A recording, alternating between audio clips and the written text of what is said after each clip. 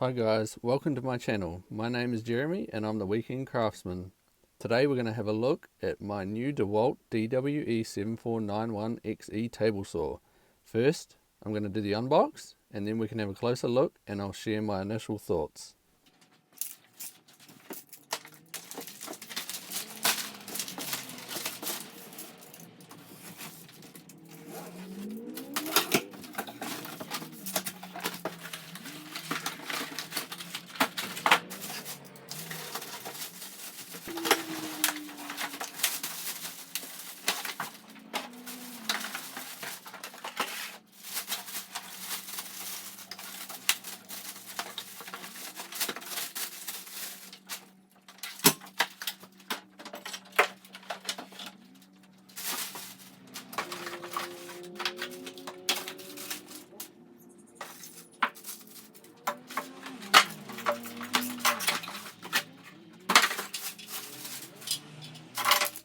Alright guys, now that we've got it all unboxed, I'm going to put it together and we'll have a close-up look at some of the features of this saw.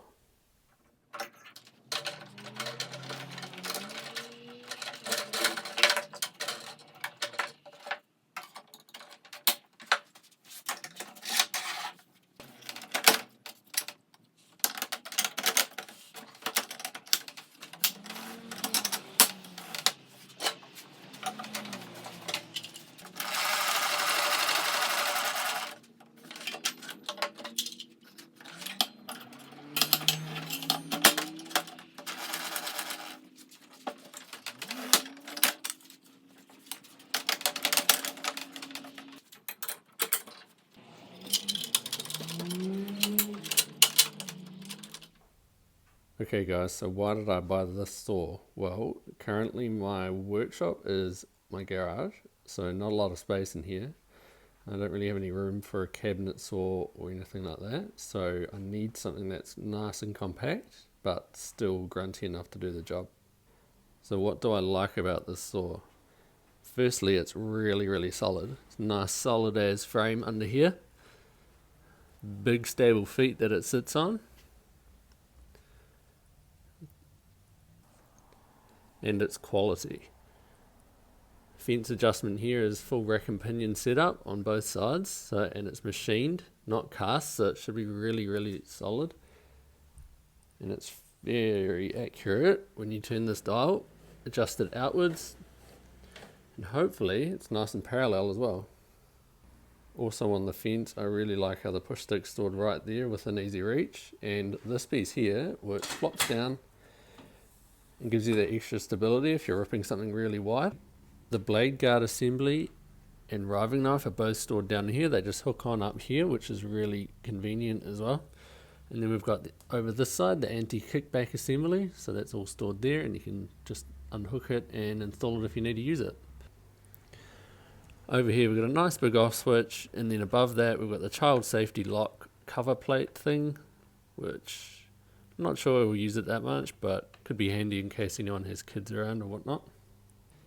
Down here there's a bit more storage. First of all, for the cable, there's not really anywhere to hook this end of the cable onto, so you've kind of got to just sit it there. But the spanners is really good. Just push this button and pull them out. Then slide them back in, and they lock back in place. Now around the back, we've got a spot for the miter gauge here. It's not the best though. You can't really put it in at 90 degrees like this. You have to angle it around to about 30 degrees or something like that, and then slide it in. And even then it's not very easy, so that it misses up here. If you have it at 90 degrees, it hits on this little screw up under here. I don't know if you can see that up there.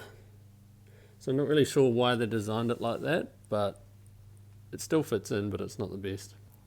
The other thing I don't love about this miter gauge is slide in, and like most that come with the saw, there's a fair bit of slop in there.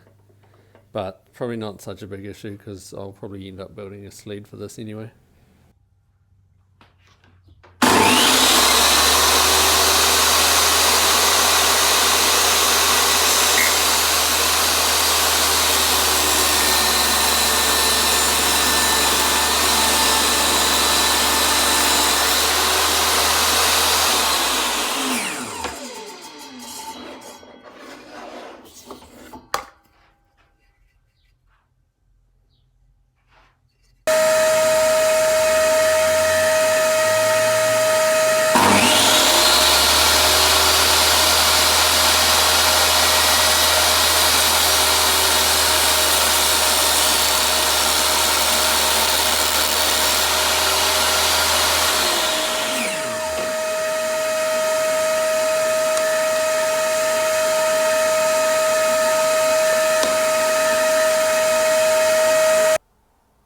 guys, so my initial thoughts on this saw is it's solid, it's really well built, it looks really accurate so far just on the test cuts that I made.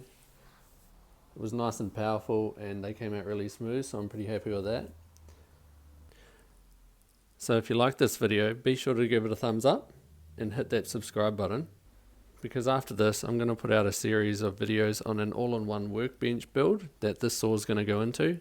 I'm just drawing up the plans for that at the moment, but as soon as they're finished I'm going to crack into that. I'll also be putting out more videos in future on tool reviews and DIY projects from around the home, so stay tuned.